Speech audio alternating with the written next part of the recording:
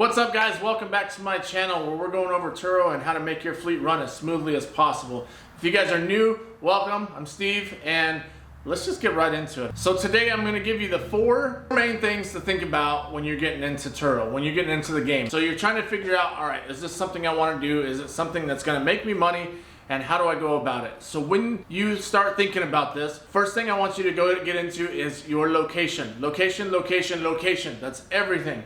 You can be in LA, you can be in Frisco, you can be in Florida, any one of those, Denver, something where it's really just booming, right? It's happening, that's just where you want to be, or Hawaii, you know, somewhere where it's touristy or you have some kind of main attractions around the area. Now you could be in one of those places like Stevensville, Montana, right? Something weird where it's just a small population of like 2,000 people. Clearly Turo or something like a peer-to-peer car sharing platform isn't going to work for you. So make sure you're in the right location where you know that your cars are just going to be moving. Best thing you can do is jump on Turo and start searching these places, period. Search your home location. If you're in, say, Barstow, California, everybody knows Barstow, it's the midpoint between LA and Vegas. If you're over there, that might be a little bit difficult. You might have some good renters, but at the same time, it might be very difficult as far as miles that are gonna end up on your car or people just wanting to take one-way trips with your cars. You never know. It's one of those things you just gotta be careful with it. So kind of know the area, the market, what you're actually getting into it as far as the location that you're in. Number 2 is going to be know that these things are assets, right? They are strictly that. I don't rent out my personal cars. I don't want whatever's in that back seat, front seat, whatever's inside that car. I don't want my kids to get a hold of that. Nor do I want to be exposed to it. It's bad enough I got to do it when I clean these things. Don't put your favorite ride on there. Don't put your dream car on there unless you have another one just like it to where you can use it and enjoy it yourself. Yes, you can go out and enjoy these cars yourselves, but for the most part, if you're enjoying it, you're not enjoying the money that's coming from these cars. So get it back on the platform and out to people that are renting them. When you do have these things, people are not going to treat them like you treat your baby, right? This is your baby, it's your car. Forget it about it like that. It's strictly an asset, it's out there to make you money. So this is gonna be the biggest thing. It's gonna get scratched, it's gonna get dings, it's gonna get dents, it's gonna smell funny. I don't care which car you're in, what you got going on.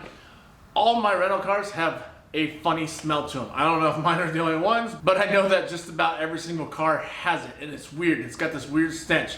Doesn't matter how many times I run it through the ozone machine, it just doesn't matter. Or you put in that black ice, whatever you want to try and get rid of the stink, it sticks around. And it's not even really a stink, it's just, it's a different odor. It's something weird. I don't know what it is. But paint's gonna get jacked up. Glass windshield's gonna get messed up. You're gonna get rips, tears, anything, stains on the interior. It's gonna happen, okay? You're gonna get dents, they're gonna be in accidents. You may even have cars get totaled out. We had a 911 that got totaled out. It sucks because, you know, it was one of the guys, it was their dream car, and of course it was on the platform, and it wasn't on there very long before it got totaled out. So just know that these things are assets, they're gonna get damaged, they're not gonna be treated the way that you wanna treat them, or that you want them to be treated. So just know that, okay? Assets. That's all you got. Number 3, we'll get into it, your availability. Obviously, the more you're available to get these cars out, the more the cars are going to be out, right? If you are just strictly saying, hey, you know what, this is a side gig, which is totally fine, that's cool. Honestly, be you, boo. Like, if it's a side gig and you got the hours from 5 to 9, your cars are not going to go out as often as somebody that's doing this 24/7. So the people that are doing these 24/7, they are doing the remote check-in and check-outs. This, from what I've seen, is the best way to do it. I've gone the route where you do that white glove service. You know, you got all these luxury cars, you're picking them up at the airport, you're doing the check-in on the way to your location as they're dropping you off. You know, just different ways that you can do this with the white glove service. That works, but by far the best way I've seen this is the remote check-in and check-out.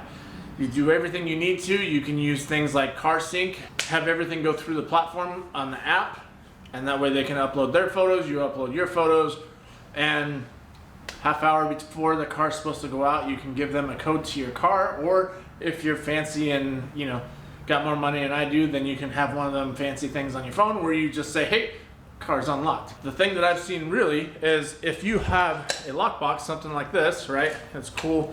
It's just like the real estate lockboxes. But if you have a lockbox, something like that, you can literally send out these codes and you don't even have to be there waiting on the renter to show up to the car. You just do it, whatever you got to do. So that's the best thing that I can say. Availability, make sure you are available as much as possible. Now, you obviously want to put in some kind of disclaimer to these renters that, hey, look, if you try and call me at 1 o'clock in the morning, it may not be possible to get a hold of me.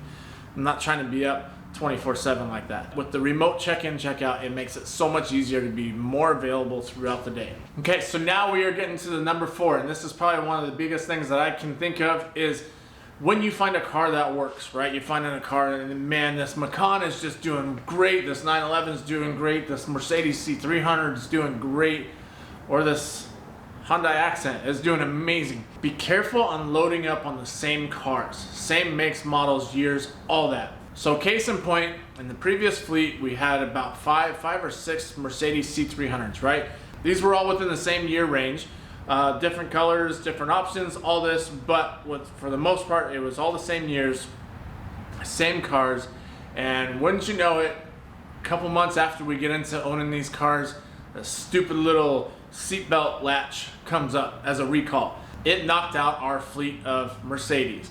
Now, we had other cars to pull its weight, but if you have strictly a fleet of one specific car, all 1 year model, and you have a recall that comes out, man, I hope you're not financing these things, because that'll put you in the hole so quick, especially if they have a recall and there's no known date for when it's gonna be fixed. So that's what happened to us. We had the seatbelt recall and it knocked out all these cars. They're sitting, we left them at the dealership, basically trying to kind of push them to fix these stupid things, even though they didn't know what exactly the time frame was going to be for it, but at least it was right there in front of them for them to fix. So you got to make sure that you are able to cover all those things, all those notes, if you are financing them. But that's going to be my biggest thing that I'm going to tell you right now is do not go get all of the same car. Yes, I get it, some of these cars do very well, and if you have enough cash cars, and that's going to be like my 5th thing, I'm going to just kind of bonus. If you have enough cash cars that are able to carry the notes for the luxury cars or sports cars or whatever finance cars you have, it makes it even better. So my thing is, when everything's all said and done, I want to see at least 4 to 5, and that's being super conservative. You can probably get away with like 3 to 4, but 4 to 5, maybe even 6 cash cars for one finance car that you have. Now, this finance car could be a sports car or it could be a luxury car. I do not suggest financing commuter cars. If I have a 2020 Kia Forte that is pulling in $800 a month and it's a 2020, like I said, so now you're looking at a $20,000 range, $30,000 depending on when you got it. You may be upside down on it. Or you have something like my 2011 Mazda 6 that cost me $6 grand and it's bringing in the same amount as the Forte. Like, come on, let's be real. The Mazda every day, every time, I don't care what you say. Now, I know I'm gonna get some of you guys saying, oh, you're not making money, blah, blah, blah, blah, blah. No, my Mazda will make just as much money, if not more, than the Forte. And as long as you buy your cars right, your maintenance, all that stuff is going to be fine. You're not gonna be, up the creek in maintenance or repairs or anything like that. Buy right. So, anyhow, location, assets, availability, don't load up on the same cars. And the last one, number 5, make sure you guys are buying cash cars so that you got that cash flow rolling for you. So, hope this all helped out. Do everything down below. Y'all know what to do, and we'll catch you guys on the next one. Later, y'all.